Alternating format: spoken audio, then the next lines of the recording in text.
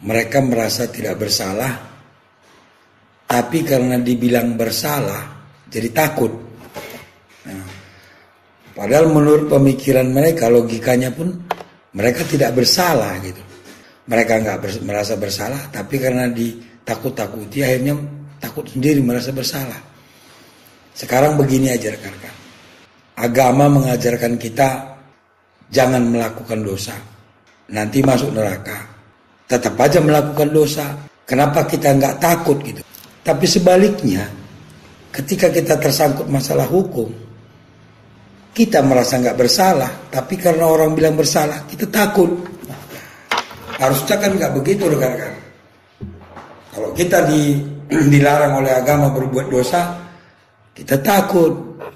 Nah, sebaliknya juga kalau misalnya kita tidak bersalah, ditakut-takuti, nggak usah takut. Begitu rekan-rekan. Ini contoh. Saya kasih contoh. Ada yang bertanya nih, dia nabrak orang, ya. Dia mengendarai sepeda motor, kecepatan tidak terlalu tinggi, tidak melanggar lalu lintas, ya. Dia berjalan di jalurnya, menggunakan helm lengkap. Tiba-tiba ada orang nyebrang. Nabrak dia, nah, diproseslah sama polisi. Kan nggak salah dia itu, ya. Dia berjalan di jalurnya, tiba-tiba ada orang nyebrang. Tiba-tiba ya, dia tidak bisa mengelak. Harus kan jadi tersangka yang nyebrang tadi, bukannya dia. Tapi ditakut-takuti. Ada yang mengatakan kamu nanti jadi tersangka, ya kan? Jadi takut dia. Saya jelaskan pun tetap saja takut.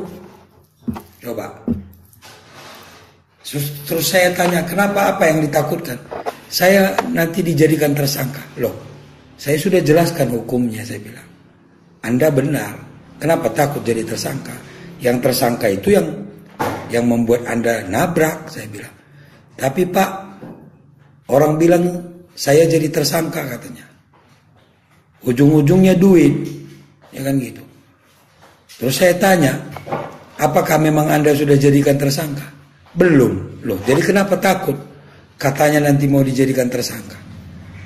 Itu namanya sama dengan cerita awal saya tadi. Kalau agama melarang jangan melakukan dosa, kenapa Anda melakukan dosa? Ya kan? Harusnya kan kalau agama bilang jangan melakukan dosa, jangan kita lakukan. Kenapa kita lakukan? Kenapa gak takut kita sama Tuhan? Kenapa jadi takut sama orang yang nakut-nakutin tadi? Kalau memang benar, gak usah takut. Ada lagi kasus berikutnya, ini pidana rekan-rekan. Dia dituduh penipu, dilaporkanlah ke polisi. Pakai pengacara, pakai segala macam dia untuk membela diri. Dia konsultasi sama saya. Saya pelajari itu kasusnya, itu bukan pidana, perdata rekan-rekan. Tapi dia ditakut-takuti, ini pidana, nanti kamu jadi tersangka masuk penjara, takut dia. Kasus sudah 6 bulan, ditakut-takuti. Saya tanya, apakah kamu sudah jadi tersangka sekarang? Belum. Ya belum karena memang nggak ada pidananya, saya bilang. Tapi Pak, saya ditakut-takuti akan jadi tersangka. Buktinya saya bilang sampai detik ini kamu gak jadi tersangka. Kalau memang jadi tersangka sudah dari awal. Karena ini memang perkara perdata, kamu tidak akan mungkin jadi tersangka. Tapi saya ditakut-takuti Pak katanya. Dia mau uang aja kan. Orang itu mau uang, yang nakut-nakuti itu mau uang aja. Jadi mulai sekarang rekan-rekan, kalau kita tidak salah, jangan takut. Aparat penegak hukum tidak akan bisa lagi ngarang-ngarang rekan-rekan. Semua ada prosedurnya, percaya sama saya. Semua ada prosedurnya. Mungkin saja ada orang yang mau bermain curang, ada orang mau merekayasa. Tapi kalau kita tahu hukumnya, ya tidak akan bisa direkayasa. Makanya marilah kita belajar hukum sedikit-sedikit, minimal nambah wawasan kita. Kita ada pemikirannya salah benar. Jadi kita nggak perlu takut. Kalau salah pasti salah, ya. Kalau nggak salah pasti nggak salah, ya. Bukan zamannya lagi sekarang. Kalau zaman penjajahan, iya, yang benar pun jadi salah, namanya dijajah. Dan sekarang kita sudah merdeka, ada hukum jelas tertulis rekan-rekan. Hukum itu tertulis, tidak boleh lari dari tulisan itu.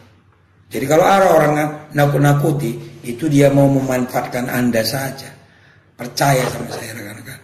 Jangan dengarkan orang-orang yang hanya mau memanfaatkan Anda. Kalau Anda mau jadi tersangka, pasti nggak akan lama dia. Atau dihentikan perkaranya. Tapi kalau digantung-gantung, belum selesai, Anda tidak dijadikan tersangka, nggak usah takut. Biar sampai lebaran monyet pun digantung-gantung, nggak usah takut. Karena apa? Petugas polisi ketika ada laporan, dia melakukan penyelidikan. Apakah ada batasnya penyelidikan? Nggak ada. Jadi kalau selama masih tahap penyelidikan ya, kita belum jadi tersangka, berarti kita memang nggak tersangka. Nggak usah ditakut-takuti, nanti jadi tersangka, jadi takut, terus bayar ke sana kemari. Jangan ya. Mulai sekarang setelah rajin nonton video saya, mudah-mudahan rekan-rekan semua tidak akan bisa dibuat sewenang-wenang.